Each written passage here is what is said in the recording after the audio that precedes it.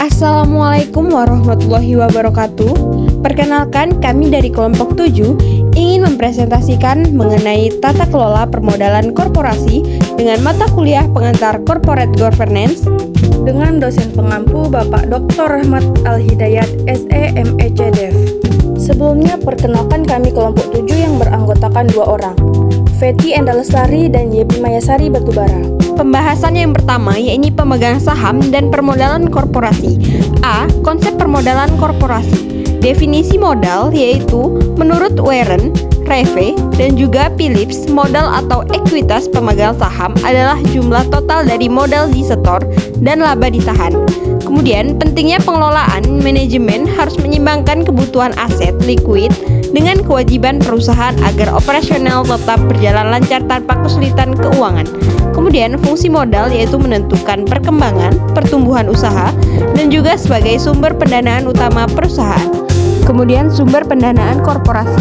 Berdasarkan sumbernya, sumber modal terbagi menjadi sumber internal, yaitu yang berasal dari dalam perusahaan seperti laba ditahan dan akumulasi penyusutan. Kemudian, sumber eksternal, yaitu yang berasal dari luar perusahaan seperti kreditur atau pemegang saham. Sumber modal eksternal terdiri dari 2 jenis, yaitu yang pertama adalah modal sendiri, yaitu modal saham, bukti tanda kepemilikan, kemudian laba ditahan, penahan keuntungan untuk cadangan guna memperbesar modal sendiri atau menutupi kerugian di masa depan. Kemudian yang kedua, modal asing atau hutang. Modal yang berasal dari luar perusahaan dan harus dibayar kembali terbagi menjadi pertama, jangka pendek, hutang dagang, hutang wesel, dan hutang jangka panjang jatuh tempo saat ini. Yang kedua, jangka menengah, kemudian yang ketiga, jangka panjang, pinjaman berjangka, obligasi, dan hipotek. Klasifikasi saham yang pertama saham biasa atau common stock. Karakteristik utamanya memiliki hak suara, menerima dividen paling akhir, dan memiliki hak atas harta kekayaan jika perusahaan likuidasi. Kemudian yang kedua, saham preferen. Karakteristik utama yaitu prioritas dalam pembagian dividen dan aset saat likuidasi, jumlah dividen tetap, namun biasanya tidak memiliki hak suara. Kepemilikan institusi dalam permodalan korporasi. Kepemilikan institusional merupakan kepemilikan saham oleh institusi, pemerintah, bank, asuransi, dan lembaga investasi. Perannya dianggap sebagai investor canggih yang mendorong peningkatan pengawasan terhadap kinerja manajemen dan meningkatkan nilai perusahaan. Kemudian struktur corporate governance, pemegang saham, komisaris, direksi, komite, audit, sekretaris perusahaan, dan stakeholder lainnya. Kemudian good corporate governance yaitu struktur tata kelola yang meliputi transparansi, integritas, akuntabilitas, keadilan, dan responsibilitas. Tanggung jawab organ perusahaan. Direksi bertanggung jawab penuh atas pengurusan perseroan jika terjadi kerugian akibat kesalahan atau kelalaian. Direksi bertanggung jawab secara pribadi dalam pasal 97 UU PT.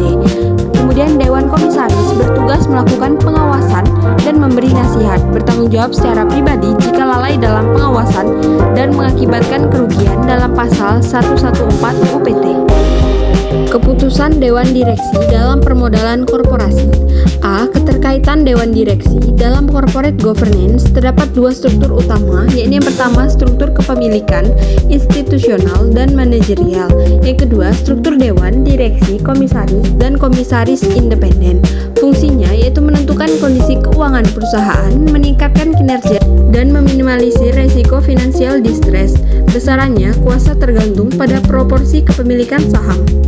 Dewan Direksi, organ perusahaan yang mengurus dan mewakili perusahaan. Tugasnya menetapkan kebijakan, strategi, dan mengelola operasional. Bertanggung jawab penuh jika melanggar aturan atau lalai. Dewan Komisaris, tugasnya mengawasi kinerja direksi dan memberi nasihat. Komisaris independen, anggota yang bebas dan tidak memiliki hubungan keuangan, keluarga, atau kepemilikan dengan pengurus atau pemilik. Berfungsi agar pengawasan berjalan objektif, adil, dan menghindari konflik kepentingan. Adapun tugas Dewan Direksi, yang pertama eksternal. A. Mewakili perusahaan dalam kerjasama bisnis. B. Mewakili perusahaan di pengadilan. Kemudian yang kedua internal. A. Mengurus dan mengelola perusahaan. B. Menjalankan usaha sesuai kebijakan dan hukum. C. Membuat kebijakan perusahaan. D. Memilih dan mengawasi karyawan dan manajer. E. Menyusun anggaran tahunan. F.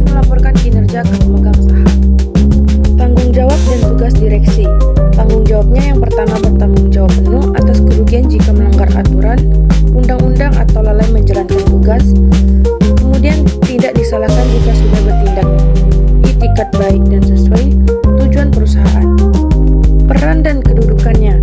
Pertama, memegang peran vital dan berkuasa penuh mengelola sumber daya perusahaan. Yang kedua, menentukan arah kebijakan dan strategi, jangka pendek atau panjang. Kemudian, good corporate governance. Yang pertama, penerapan GCG meningkatkan transparansi, akuntabilitas, dan kinerja perusahaan. Strukturnya, direksi komisaris dan komisaris independen saling mengawasi dan bekerja sama. Kemudian ketentuan direksi. Yang pertama, minimal terdiri dari 2 orang untuk perusahaan pabrik. Yang kedua, salah satu diangkat menjadi direktur utama. Direksi dan komisaris independen. Pengaruh jumlah anggota. Semakin banyak anggota direksi, semakin sulit mengambil keputusan karena perbedaan pendapat. Syarat menjadi independen. Yang pertama, bukan pengurus atau pegawai dalam 6 bulan terakhir. Yang kedua, tidak mempunyai saham di perusahaan. Yang ketiga, tidak ada hubungan keluarga atau afiliasi. Yang keempat, tidak ada hubungan usaha langsung atau tidak langsung. Wewenang tambahan, bisa menambah atau mengurangi modal perusahaan. Keputusan permodalan korporasi. Keputusan permodalan. Sumber dananya yang pertama internal dari hasil usaha sendiri, yang kedua eksternal dari luar perusahaan atau pinjaman atau utang saham. Jangka waktunya, yang pertama jangka waktu pendek untuk operasional harian, jangka waktu panjang untuk ekspansi atau investasi besar. Tujuannya menentukan kombinasi dana yang paling optimal, ekonomis dan menguntungkan. Trade-off theory, menyeimbangkan manfaat dan resiko dari penggunaan utang. Manfaat utang, penghematan pajak atau bunga utang bisa mengurangi beban pajak. Kemudian resiko utang, muncul biaya kebangkrutan jika utang terlalu besar dan resiko kesulitan keuangan. Kemudian kesimpulan dari teori, ada titik optimal di mana nilai perusahaan maksimal. Jika di bawah titik itu, tambah utang menguntungkan, dan jika di atas titik itu, tambah utang merugikan dan beresiko. Proses keputusan investasi. Tahap pertama, penentuan tujuan, menentukan tujuan investasi sesuai kebutuhan investor. Tahap kedua, penentuan kebijakan, menentukan cara alokasi dana ke berbagai aset, saham, obligasi, dan lain-lain. Tahap 3, pemilihan strategi. Pertama, aktif, mencari kombinasi aset terbaik dan analisis pasar. Kedua, pasif, mengikuti pasar, biasanya lewat reksadana. Kemudian tahap 4, pemilihan aset. Memilih aset atau saham mana yang mau dimasukkan ke portofolio. Tujuannya cari kombinasi yang efisien. Yang terakhir, pengukuran kinerja, mengevaluasi hasil investasi. Bisa pakai benchmarking atau bandingkan dengan indeks pasar. Proses ini berkelanjutan. Kalau hasil kurang bagus, diulang lagi dari awal. Kemudian faktor yang mempengaruhi investasi. Yang pertama suku bunga, yang kedua tingkat keuntungan, yang ketiga pendapatan dan ekonomi, yang keempat keuntungan perusahaan, yang kelima situasi politik atau stabilitas negara, yang keenam kemajuan teknologi, dan yang ketujuh fasilitas dan kemudahan dari pemerintah. Pengertian keputusan investasi. Keputusan mengalokasikan dana untuk aset jangka pendek dan panjang, bertujuan dapat keuntungan di masa depan. Merupakan keputusan paling penting karena pengaruh langsung ke profit dan nilai perusahaan. Hubungan resiko dan return.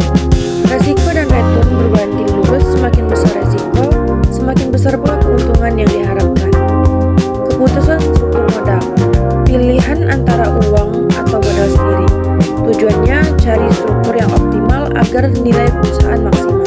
Kesimpulannya adalah pengelolaan modal yang baik berarti mampu menyeimbangkan aset dan kebutuhan perusahaan agar keuangan sehat. Dewan direksi berwenang tentukan kebijakan dan strategi. Kekuasaannya tergantung kepemilikan saham. Dewan komisaris bertugas mengawasi dan memberi nasihat agar kinerja efektif. Semakin besar perusahaan, semakin kompleks pengelolaannya dan butuh dukungan kuat. Penerapan corporate governance sangat penting untuk meminimalisir resiko dan meningkatkan kepercayaan. Sekian penjelasan dari